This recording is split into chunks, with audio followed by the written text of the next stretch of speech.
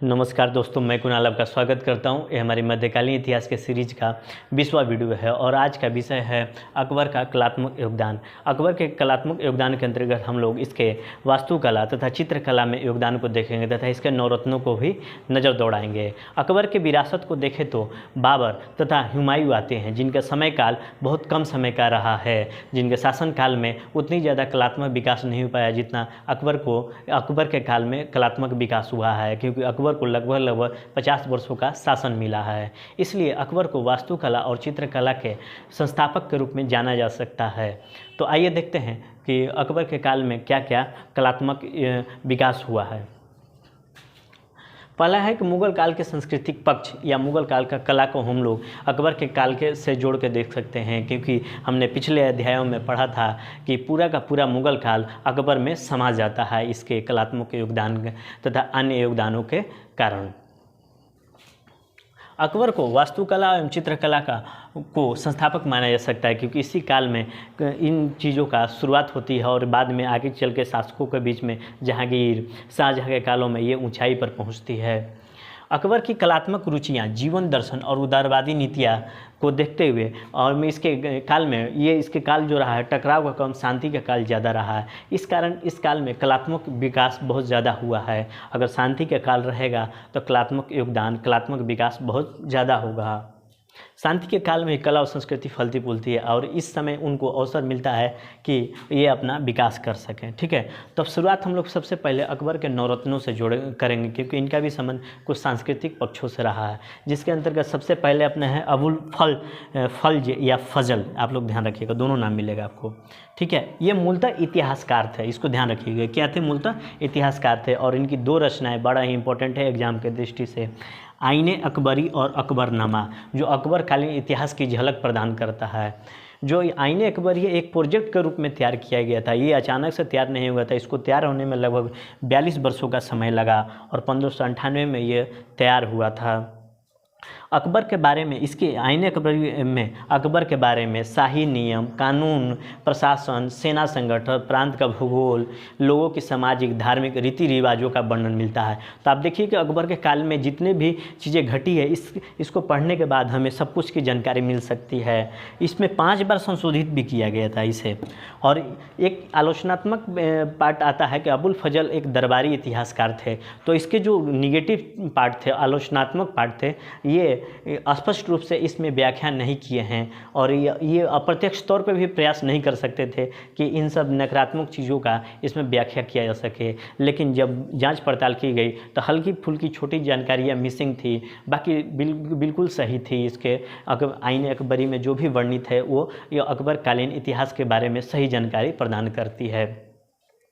ठीक है, तो ये रहे अपने पहले नवरत्नों में अबुल फजल। दूसरे अपने हैं फैजी, ये मूलतः कवि थे और अबुल फजल के भाई थे। इन लोगों का नाम याद कर लीजिएगा, नवरत्नों में एग्जाम में पूछा जाता है।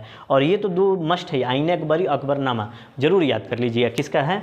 अबुल फजल, जो कि अकबरकालीन इतिहास की झलक प्रदान करता है। अकबर के नवरत्न या 9 जेम्स के अंतर्गत तीसरे अपने आते हैं तानसेन, जिन्हें सूरों के प्रमुख या सूरों के राजा के नाम से भी जाना जाता है। इनका अन्य नाम तन्ना मिश्र या राम तनु पांडे हमें देखने को मिलता है तथा इनका जन्म 1520 AD में हुआ था। पहले ये स्वामी हरिदास एवं बाद में, याद रखिएगा, पहले स्वामी हरिदास एवं बाद में हजरत मोहम्मद गौस के शिष्य बने। ठीक है, इसको याद कर लीजिएगा, मस्ट है। ये मेवाड़ के राज दरबार में, शुरू में थे ये मेवाड़ के राज दरबार में थे, बाद में ये अकबर के दरबार में लाए गए। ग्वालियर में इनका कब्र है और मध्य प्रदेश सरकार ग्वालियर क्षेत्र में इनके नाम पर तानसेन संगीत समारोह आयोजित करती है। इसके बाद अगले हैं अपने राजा बीरबल। आपने अकबर और बीरबल की कहानियों को सुना था, ये बहुत ही कुशाग्र बुद्धि के व्यक्ति थे और राजा की उपाधि इनको अकबर ने ही दी थी। ये बहुत ही गरीब हिंदू ब्राह्मण थे जिनका असली नाम महेश दास था, इसको याद कर लीजिएगा। ठीक है, इसके बाद ये हंसाते और अपने कोई भी अगर प्रश्न करता तो उसको निरुत्तर भी कर देते थे। ठीक है, और सैन्य और प्रशासन का काम ये देखते थे तथा नॉर्थ वेस्ट यानी कि उत्तर पश्चिम भाग में अफगानों से लड़ते हुए इनकी निधन हो गया। इसके बाद अगले हैं राजा टोडरमल। ये पहले शेर शाह के दरबार में थे, फिर बाद में अकबर के वित्त मंत्री बने और ये राजस्व का काम देखा करते थे तथा ये नई नई जो भी प्रणालियाँ थी, जिसे वित्त प्रणाली होगी, उसमें वैज्ञानिक ढंग से उसको व्यवस्थित किया करते थे। उसके बाद अगले हैं अपने राजा मान सिंह। ये अकबर के सेनापति थे तथा अंबर के राजकुमार, अकबर के ससुर के पोते थे। इनको 7000 की मनसबदारी दी गई थी। इसके अलावा अगले हैं अपने अबुल रहीम खान ए खाना, जो कि आपने पीछे पढ़ा था, बैरम खान जो अकबर का सेनापति था, वो इसके पुत्र थे और ये कवि भी थे। इसके बाद अपने अगले हैं फ़कीर अजीउद्दीन, जो सूफ़ी रईसवादी संत थे तथा अकबर के ये सलाहकार भी हुआ करते थे। तथा अपने अगले हैं नौवां मिर्ज़ा अजीज़ कुका। ये अकबर के सौतेले भाई थे तथा बहुत महत्वपूर्ण व्यक्ति, दरबार के बहुत महत्वपूर्ण व्यक्ति थे तथा इनको गुजरात के सूबेदारी भी दी गई थी। फिर उसके बाद आया होगा इनके दरबार में ही मुल्ला दो प्याजा थे। ठीक है, मुल्ला दो प्याजा, जो आप पनीर दो प्याजा जानते होंगे, इन्हीं के नाम पे शायद पढ़ा होगा। ये व्यंग्यात्मक एवं हास्यात्मक चीज़ों को बड़ा ही सुंदर ढंग से पेश करते थे। इस कारण हम लोग देखेंगे कि संगीत, गायन और साहित्य से जुड़े इन लोगों का संबंध है, इसलिए इसे कलात्मक योगदान के अंतर्गत इनको रखा जाता है। ठीक है, अब देखते हैं वास्तुकला क्या है। अकबर का वास्तुकला में योगदान को देखें तो अकबर की गहरी रुचि वास्तुकला में थी। 49 वर्षों के काल में कुछ राजपूत टकराव या कुछ अन्य क्षेत्रों को टकराव को छोड़कर यह मूलतः शांति का काल था। इसी काल में कला, साहित्य, संस्कृति का भरपूर विकास हुआ। ठीक है, और सामाजिक तनाव जो था उतने ज़्यादा नहीं थे इस काल में। ठीक है, इस बार अकबर के काल के समय से लाल बलुआ पत्थर, याद रखिएगा, बड़ा इंपॉर्टेंट, लाल बलुआ पत्थर या प्रस्तर, पत्थर कोई प्रस्तर का प्रयोग होना शुरू हो गया था। और एक मेहराब, एक संरचना होती है, बड़ा इंपॉर्टेंट है, आप लोग ध्यान रखिएगा। ट्यूडर आर्क यानी चतुष्कोणीय मेहराब का प्रचलन अकबर के काल से ही शुरू हो गया था। मेहराब उस स्तंभ को कहते हैं जिसकी चौड़ाई ज़्यादा होती है, ऊंचाई से अधिक होती है। जो इसकी चौड़ाई है ज़्यादा होती है इसकी ऊंचाई से। ठीक है, इसको ध्यान रखिएगा।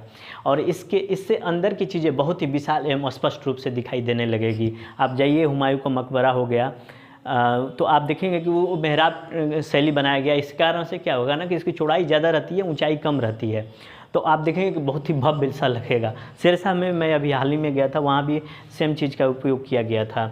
और इंग्लैंड और स्पेन में इसका प्रचलन बहुत ज़्यादा है।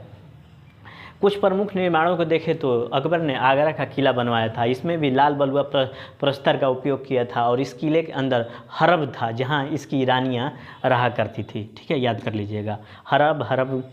इस किले में भवन को देखें तो मोती मस्जिद, दीवाने आम, दीवाने खास और जहांगीर महल वहाँ पर स्थित है। इसके बाद अगला अपना है फतेहपुर सिकरी।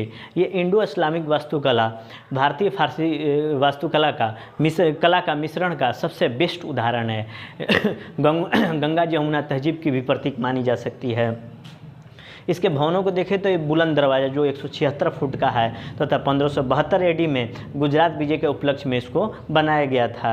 यह जामा मस्जिद का भव्य दक्षिणी द्वार है, याद रखिएगा, जामा मस्जिद का भव्य दक्षिणी द्वार है तथा यह शैली ईरान से ली गई थी। जो ये दरवाज़ा बनाने की जो शैली है ईरान से ली गई और बाद में आगे चल के मुग़ल भवनों में हम इसको दिखाई देगा अक्सर दरवाज़ा बनाने का। ठीक है, इसके अंतर्गत फतेहपुर सिकरी के अंतर्गत पंचमहल भी आता है तथा एक आता है सलीम चिश्ती का दरगाह। यह सूफी संत थे तथा अकबर के गुरु थे।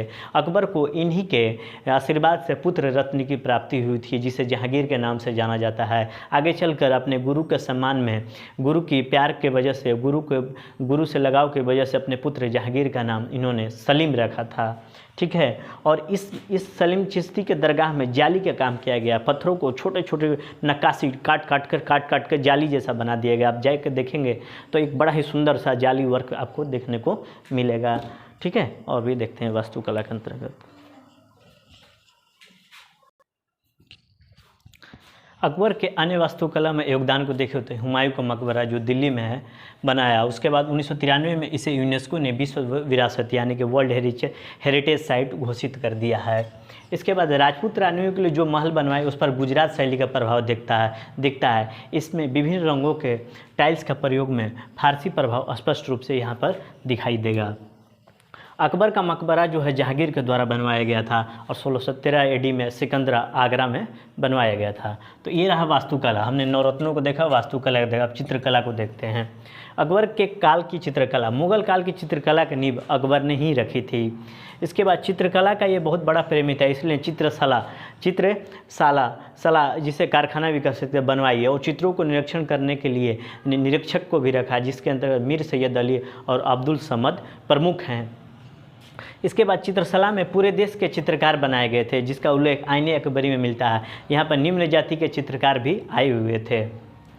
1580 एडी में कुछ पादरियों ने एक चित्रित बाइबिल दिया जो कि बहुवर्णीय था, माने कि अलग अलग रंगों का था, जो कि कथाओं के आधार पर आधार था। चित्रित मतलब कथाओं के आधार पर था। इसको पाकर अकबर बहुत खुश हुआ तथा इसकी नकल तैयार करने का आदेश दिया।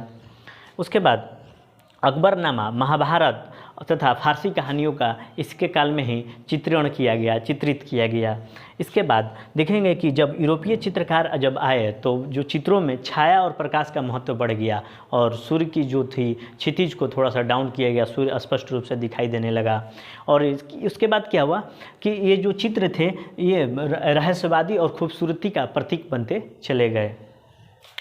प्रमुख रंग में देखें तो फिरोजी और लाल रंग का प्रयोग किया जाने लगा, वृद्धि हो गया। इससे क्या हुआ, ईरानी प्रभाव कम होने लगा तथा ईरानी चित्रकला जो होती है वो सपाट शैली होती है, जबकि भारतीय चित्रकला वृत्ताकार शैली होती थी। इस वजह से क्या होता, जो चित्र थे 3D हो गए, 3 डायमेंशनल हो गए, त्रिबिंबीय हो गए, जिससे चित्रों का प्रभाव में वृद्धि हुआ। तो ये रहा अकबर का कलात्मक योगदान, जिसके अंतर्गत हम लोगों ने अकबर के नवरत्नों को, वास्तुकला को तथा चित्रकला को देखा। इस तरह हम लोगों ने अकबर को एक बृहद, कॉम्प्रिहेंसिव, होलिस्टिक ढंग से इसके अप्रोच को देखा, क्योंकि अकबर मुगल काल के केंद्र में होता है। अब कल से हम लोग जहांगीर और शाहजहां का अध्ययन करेंगे। अब हमारा मुगल काल के साथ साथ मध्यकाल का समापन होने के नज़दीक में है। तो आज भर के लिए इतना ही। आपके सहयोग के लिए धन्यवाद। जय हिंद।